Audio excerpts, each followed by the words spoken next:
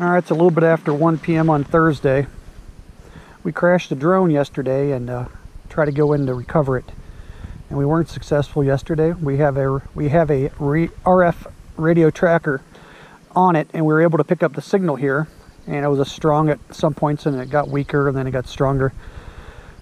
We called it yesterday. It was getting late, and decided to come back today.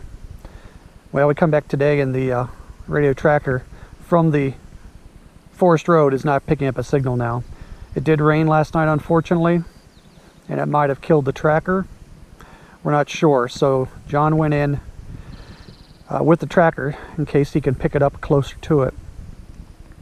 I'm going to stay up here in radio contact with John. We tracked the mission yesterday. We ran a mission at about 100 feet above the takeoff point, and we ran a mission through a couple of clear cuts.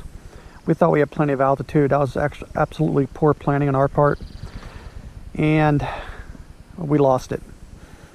And we're pretty sure we know where, based on Google Earth and the Leachy app waypoint mission. We tracked it and saw where the elevation at 100 feet from the home point would have reached terrain on about the halfway point of the leg. For those of you interested, this is the mission. The orange arrow indicates our takeoff point.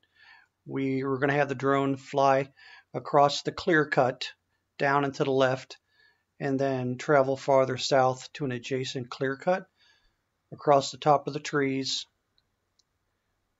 and down to the center of the adjacent clear cut. And then we were going to have it move left to right across the clear cut, but that's where we think we lost it, where the orange arrow is, where it should have encountered terrain. And you'll notice to the right there, the forest road, is where we entered for the recovery effort. Here's John's making his way out of the brush. After a 3-hour search, he wasn't able to find the drone, which doesn't surprise me. It was a needle in a haystack. Dude, there's some dog hair hemlock down there.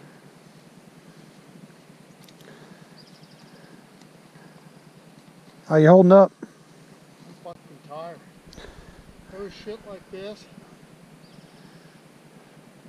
half again as tall as my head, with hemlock mixed in it. I was just walking through it, just like this. When we got back from the failed drone recovery, we realized the camp was pretty wet. Both vans were stuck. So we spent about 3 hours digging out of the mud. We finally got John's van out after shoveling gravel under the tires and putting sticks under the tires and rocking it. We got John's van out, and we were able to get a tow strap onto my van, and he pulled me out. It was pretty bad. The mud was like potter's clay. It was horrible, and it was probably one of the worst recoveries either of us have ever had to do. All right, video's not stabilized. I got it on my chest mount. John and I are packing up. We're heading down to the muddy area where we found that suspect print and collect John's Plot Watcher Pro. It's been running about 2 days, taking a picture every 5 seconds during daylight hours. Last night, John heard a couple whistles. Oh, after the bewitching hour, after midnight. He sleeps with his window cracked like I do. Thought I heard him too, but it was a little more faint for me because I wasn't right next to my window.